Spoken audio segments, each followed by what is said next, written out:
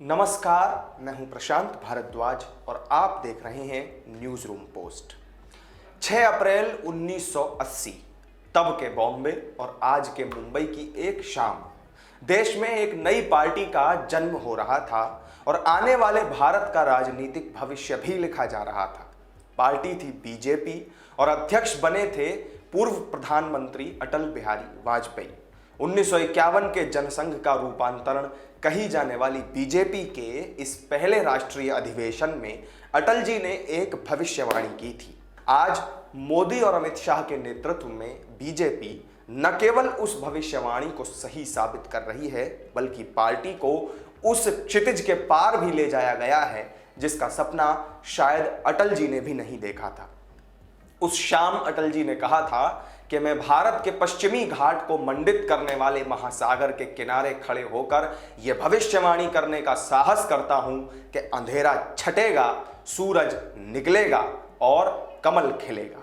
देश के राजनीतिक पटल पर जब जयप्रकाश और गांधी के समाजवाद की छाया से निकलकर राष्ट्रवादी विचारधारा की तासीर लिए भारतीय जनता पार्टी ने एंट्री की थी, तो उस वक्त शायद ही किसी ने यह सोचा होगा कि एक दिन यह पार्टी देश में ऐतिहासिक जीत दर्ज करेगी और दिल्ली की गद्दी पर उसका प्रधानमंत्री बैठेगा।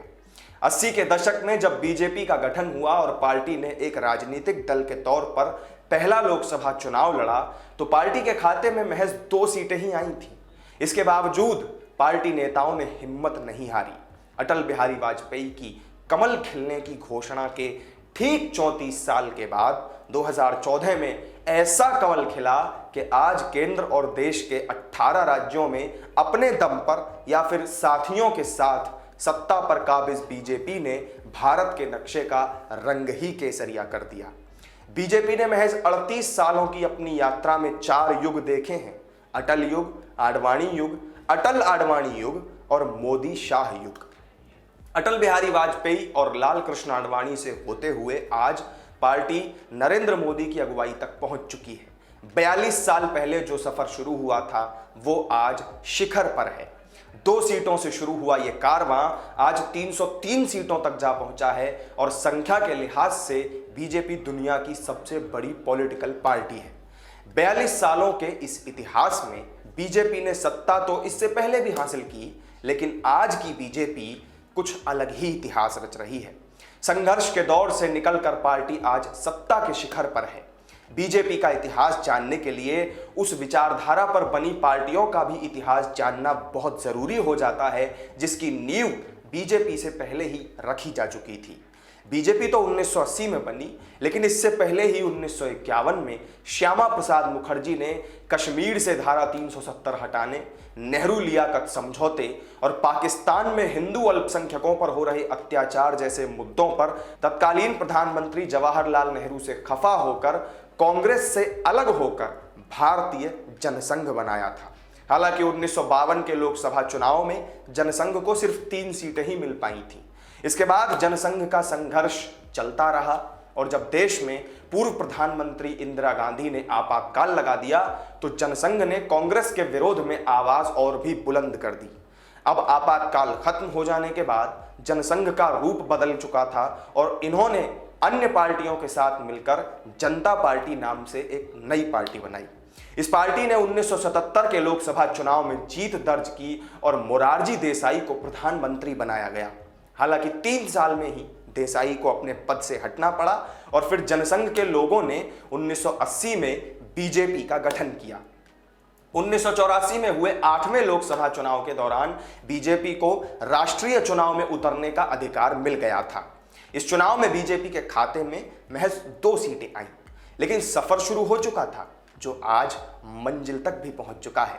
या यूं कहें कि जो सफर अटल और आडवाणी ने शुरू किया था, उसे मंजिल पर पहुंचाने का काम नरेंद्र मोदी और अमित शाह नाम के 2 व्यक्तियों ने पूरा किया।